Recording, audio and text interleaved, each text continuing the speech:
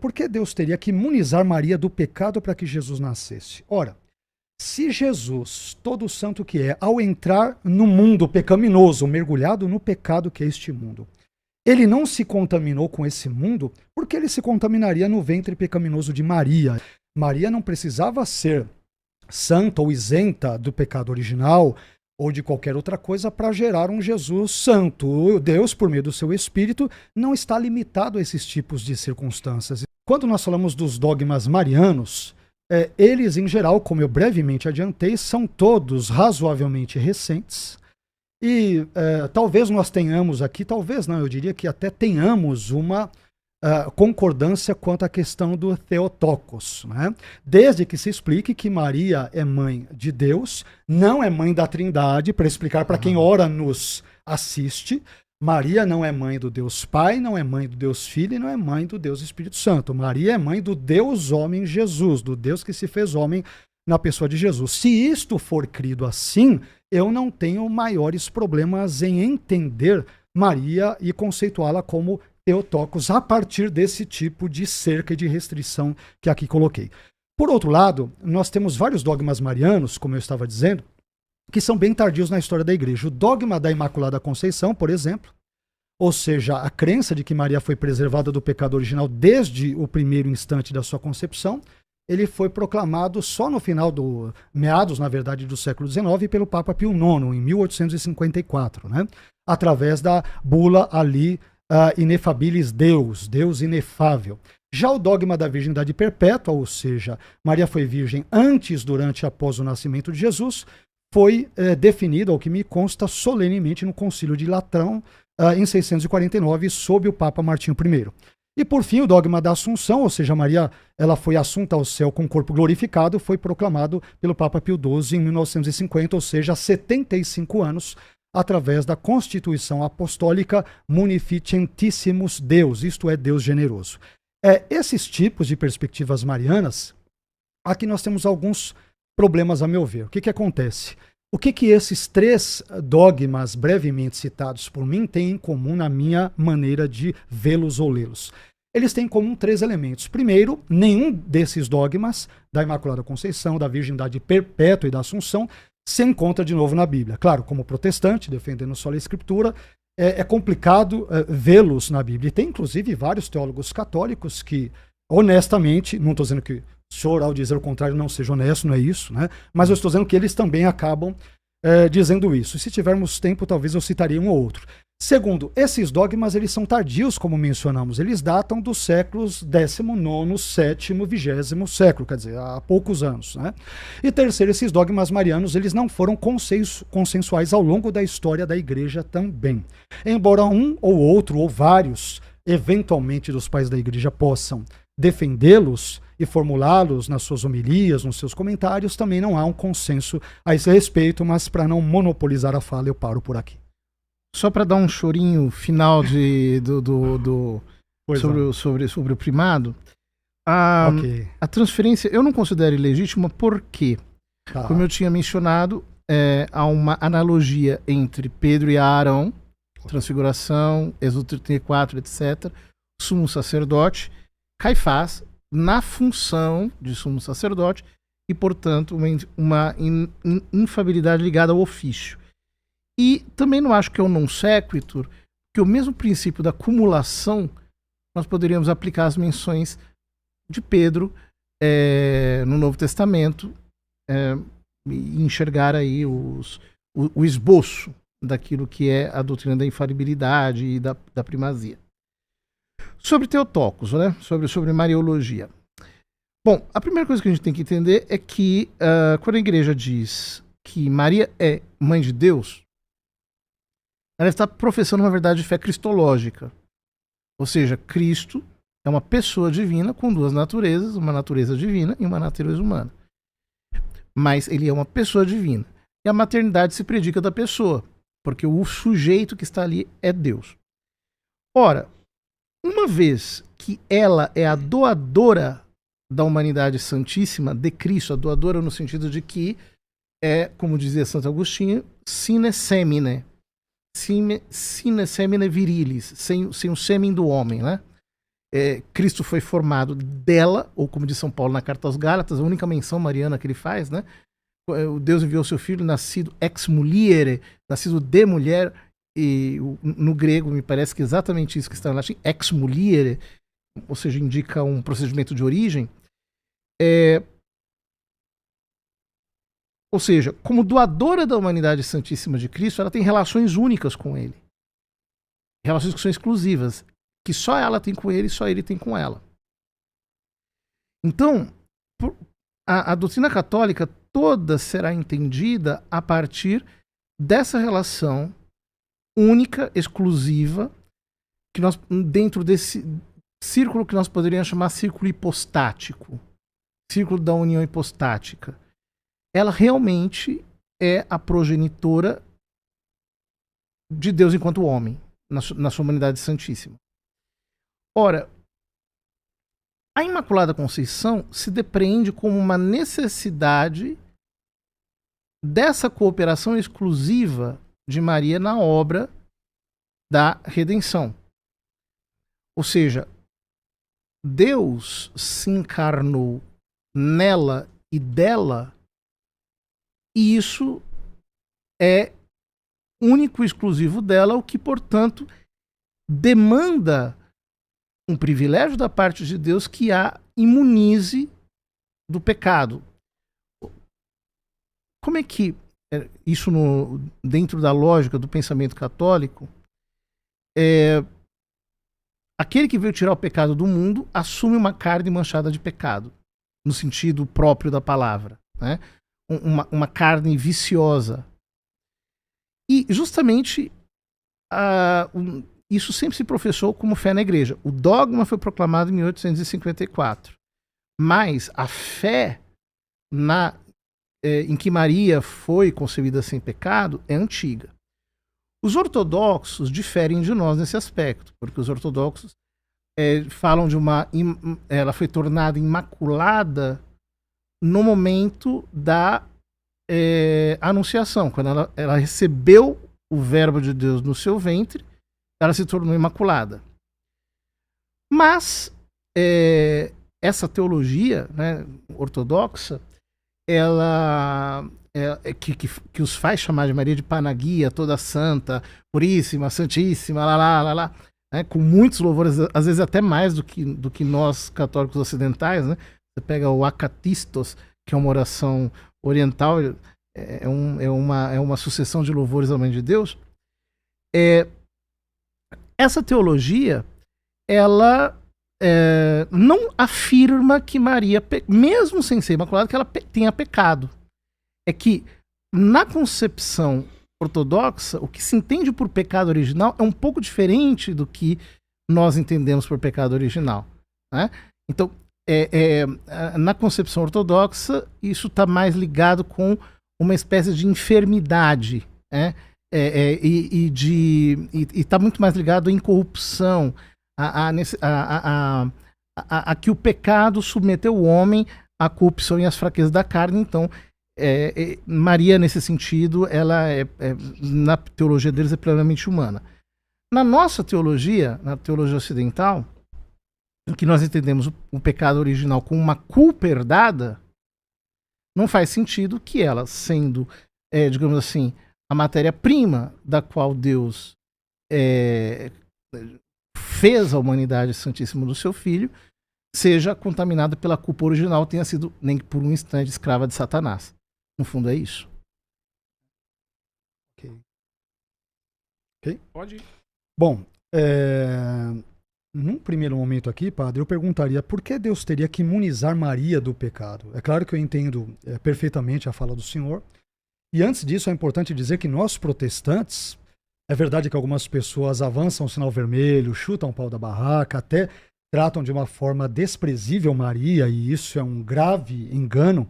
Nós respeitamos nós protestantes. É evidente que eu não tenho procuração para falar sobre todos os protestantes, mas é importante dizer que nós respeitamos Maria. Nós apenas não atribuímos à mesma todos esses elementos, esses predicados, esses dogmas da Imaculada Conceição, da virgindade perpétua e da ascensão, como, por exemplo, o catolicismo faz. Mas nós temos profundo respeito por ela. É importante aqui deixar esse ponto aqui.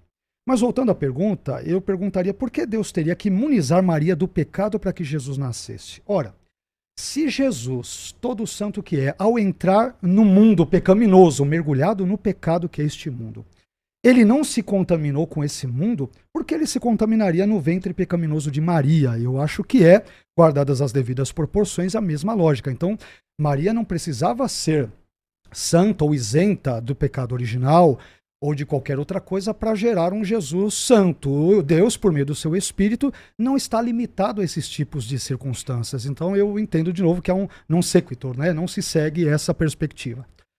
Me permita citar alguns pais da igreja, vou tentar ser breve, mas, por exemplo, a crença na Imaculada Conceição de Maria foi rejeitada por Orígenes.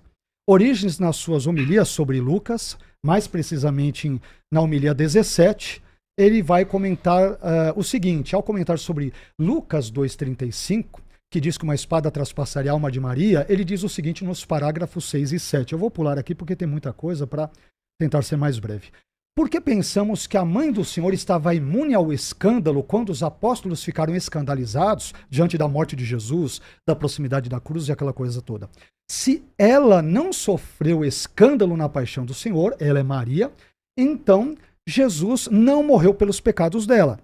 Mas se todos pecaram e estão destituídos da glória de Deus, Romanos 3,23, mas são justificados pela sua graça e redimidos, então Maria também ficou escandalizada naquela época.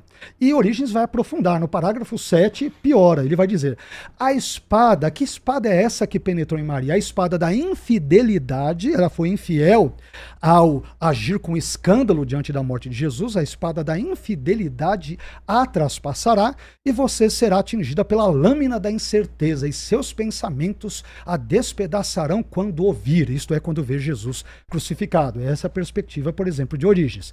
Além disso, a crença na Imaculada Conceição de Maria também foi rejeitada por Bernardo de Claraval, já num contexto bem mais tardio, que viveu ali entre 1090 e 1153.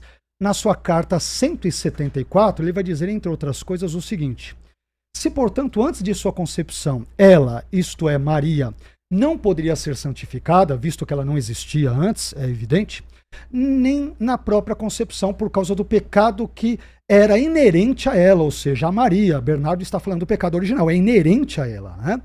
E ele vai dizer que resta crer que ela recebeu a santificação, existe no útero após a concepção, o que, ao excluir o pecado, tornou seu nascimento santo, mas não a sua concepção. E aí ele vai dizer que essa ideia de santidade no nascimento, a ninguém foi dado ser concebido com ele, com esse tipo de santidade, o que inclui, evidentemente, nessa perspectiva Maria. Ele cita várias outras coisas, mas eu quero pular aqui para a fala de um teólogo católico, talvez conhecido do senhor, que é o Afonso Murad, né? Um doutor na teologia católica, o senhor deve obviamente conhecê-lo, não conheço pessoalmente, mas li a obra dele, e ele vai dizer o seguinte sobre o dogma da Imaculada Conceição. Por exemplo, a crença na Imaculada Conceição não foi consensual no decorrer da história da Igreja. E ele vai citar Bernardo de Claraval, que eu acabei de citar aqui. Ele apenas vai citá-lo brevemente, eu citei com mais detalhes. Grande devoto de Maria, São Bernardo de Claraval não a aceitava, por considerá-la incompatível com a universalidade do pecado original, ou seja, a perspectiva chamada protestante. E aqui tem outro elemento importante, padre, e eu acho que bem delicado também, que eu vou citar, e eu vou pegar um gancho porque envolve a adoração a Maria. Eu não vou citar com detalhes porque eu não vou ter tempo, né? Mas, por exemplo, quando nós pegamos a veneração das imagens sagradas no quarto concílio de Constantinopla, que é o 8º concílio ecumênico e que se dá na sua 10ª sessão, ali 869 a 870, isso está na obra do Compêndio dos Símbolos, Definições e Declarações de Fé e Moral da Paulinas e da editora Loyola, editoras católicas. Tem algo aqui que assusta os protestantes. E é por isso, por exemplo, que muitos protestantes vão falar, tá vendo? O católico é idólatra. Por quê? Por causa de textos como este que eu vou ler, entre outros. Então eu vou ler aqui. Tem aqui o texto latim, o texto grego, eu vou ler em português bem rápido aqui, qualquer coisa me corte. Vamos lá. Do mesmo modo também, esse documento desse concílio, do mesmo modo também a imagem da Imaculada, sua mãe e genitora de Deus, Maria, e além disso pintamos também as imagens dos santos anjos, como os representam em palavras da Divina Escritura, mas também as imagens dos apóstolos, tão dignas de louvor dos profetas, dos mártires, dos varões santos, igualmente de todos os santos, nós os honramos e adoramos. É o que diz. Qual é a palavra grega? Texto. Aqui a palavra grega, eu estou lendo uma recensão que é latina. Ela vai dizer honoramos et adoramos. Eu vou citar já a grega. Latim, eu vou citar agora a recensão grega. Citei primeiro a latina. Eu vou citar rapidinho para não pegar o seu tempo, tá, padre? Rapidinho. Agora a recensão grega. Agora eu vou responder sua pergunta. Do mesmo modo também, e a tradução é católica, não é minha.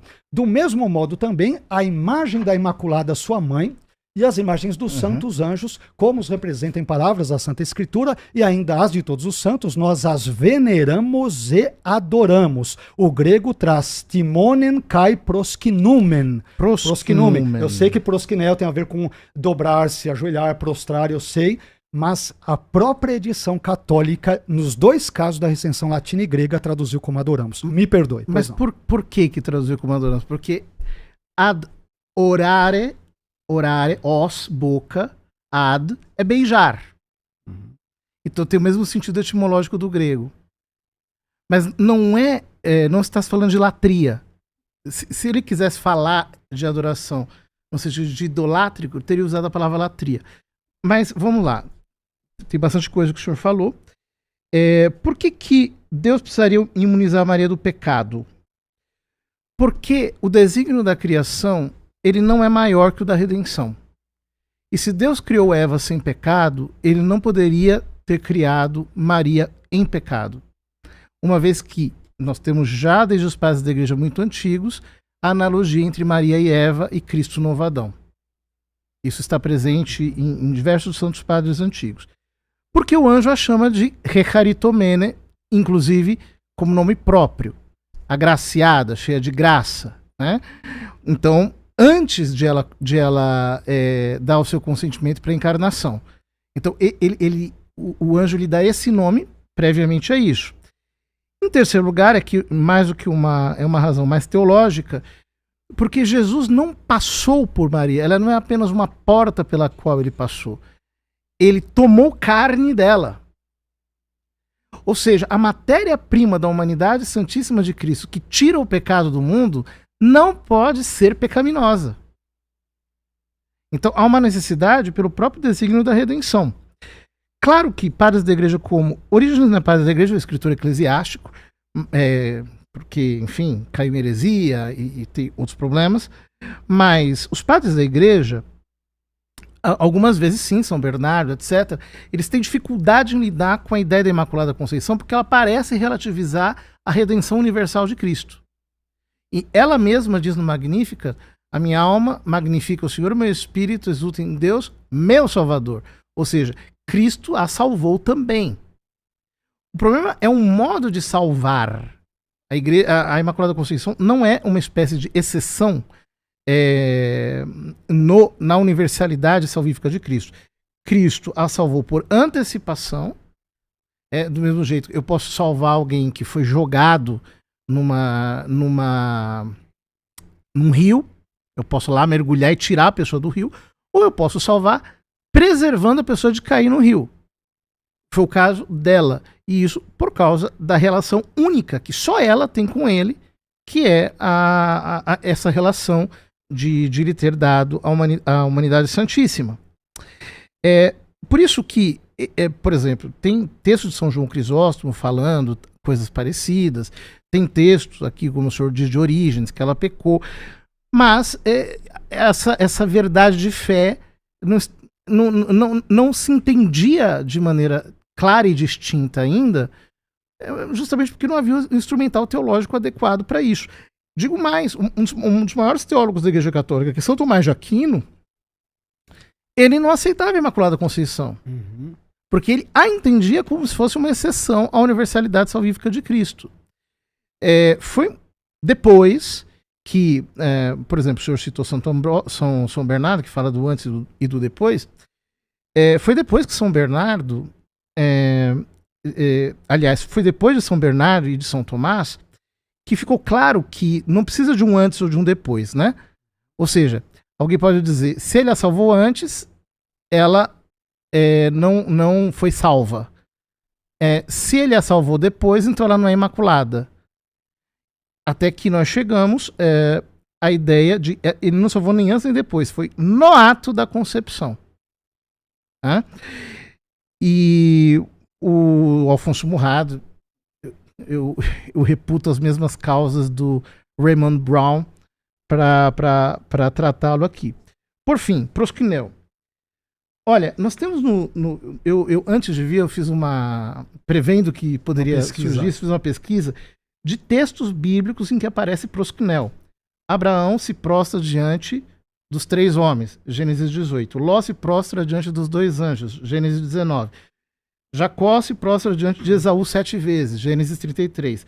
A família de Jacó se prostra diante de Esaú, Gênesis 33, 6, 7. Os irmãos de José se prostram diante dele, Gênesis 42. Mais uma vez, os irmãos de José se prostram diante dele, Gênesis 43.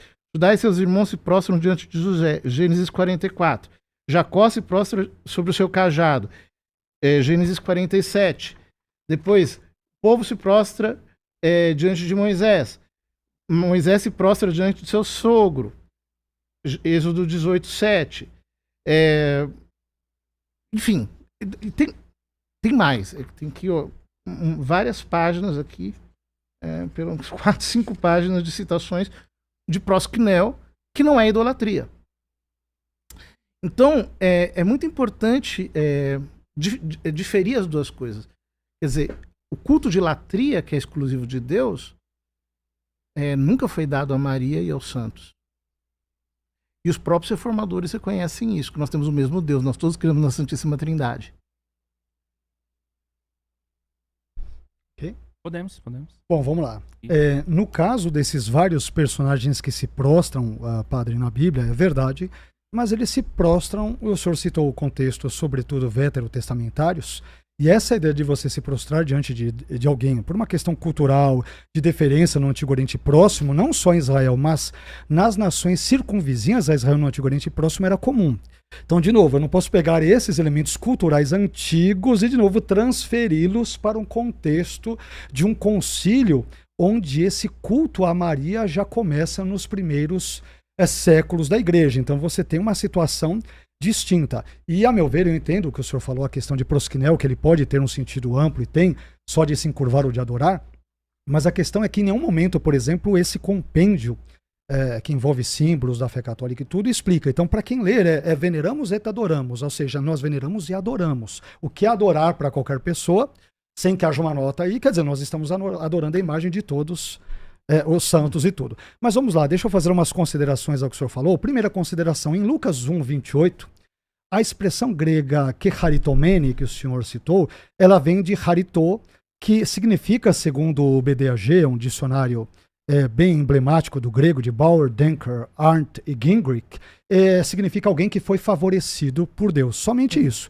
Não existe nada no texto grego que sugira que tal favor divino envolva, por exemplo, a ideia de Maria ser preservada imune de toda mancha original do pecado, ou do pecado original, ou que Maria tenha permanecido, como alguns pensam, por exemplo, virgem durante toda a sua vida e tenha seguido uma perspectiva celibatária. Não há nada disso no termo grego que exija isso.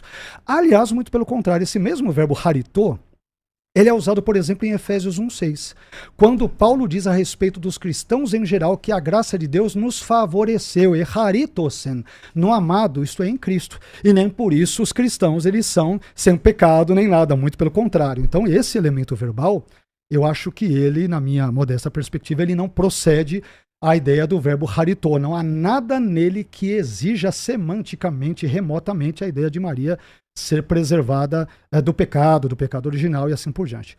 Uma outra consideração é a seguinte. Maria, em Lucas 1,47, no Magnificat, ela admite que precisa de um Salvador, quando diz: o meu espírito se alegra em Deus, meu Salvador. O senhor comentou brevemente esse termo. O que acontece? Aqui o termo grego para Salvador, ou seja, soter, ele aparece mais uma vez apenas no Evangelho de Lucas, que é Lucas 2,11, quando é dito, por exemplo, pois na cidade de Davi vos nasceu hoje o Salvador, soter, que é Cristo Senhor. Então aqui o substantivo Salvador, ele possui um sentido teológico redentivo, ou seja, Deus salva os pecadores dos seus pecados, o que evidentemente também inclui Maria nesse sentido. Eu imagino que o senhor, diante do que o senhor mencionou, o senhor disse que existem 2 modos de salvar alguém, não é isso? Você pode salvar alguém, por exemplo, depois da queda, que é o que nós protestantes entendemos com Maria e com todos os seres humanos, de forma geral, ou você pode preservar alguém da queda, que é o que o senhor postulou. Porém, o sentido mais natural, comum, ao longo de toda a Bíblia, todo o Novo Testamento, inclusive Septuaginta e Novo Testamento grego, envolve, por exemplo, a ideia do termo do substantivo salvador, ele ser usado em sentido, claro, no presente caso, redentivo, né? Envolve salvar alguém que caiu em pecado e não preservar ou impedir alguém previamente, antecipadamente, desta queda. Então é essa questão que eu acho também complicado. Eu não tenho... É uma explicação interessante, mas eu não a vejo como bíblica. Quer dizer, olha, eu louvo a Deus, o Senhor, no Magnificat, que é o meu Salvador. Obrigado porque o Senhor me preservou de cair na queda. Não, Deus, Jesus é o Salvador de Maria porque ela também é pecadora. É a leitura mais natural do texto. A não ser que você talvez leia o texto, e nenhum de nós é neutro, é evidente, mas o leia com os olhos mais dogmáticos. Uma outra perspectiva que eu diria, uma terceira consideração, é a seguinte. A Bíblia é clara ao dizer que o pecado afetou todos os seres humanos sem exceção. E isso, evidentemente, inclui Maria. Se não, acompanhe, por favor, o meu simples silogismo. Premissa 1. Todo ser humano peca. Premissa 2. Maria foi um ser humano. Conclusão. Logo, Maria pecou. Então, se as duas premissas são verdadeiras, segue-se que a conclusão é verdadeira. Além disso, esse conceito de pecaminosidade universal da humanidade encontra apoio farto nas Escrituras. Romanos 3,23, Paulo diz que todos, pantes, pecaram e destituídos, estão na glória de Deus. Não há nenhum elemento indicativo no seu contexto de que haja exceções a essa regra. Além disso, 1 João 8, eu vou terminar com esse texto, diz que se dissermos que não temos pecado, enganamo-nos a nós mesmos e não há verdade em nós. Se Maria pudesse dizer que ela não é pecadora, ela seria mentirosa e poderia piorar ainda mais o seu estado enquanto pecadora, como todos nós somos diante de Deus.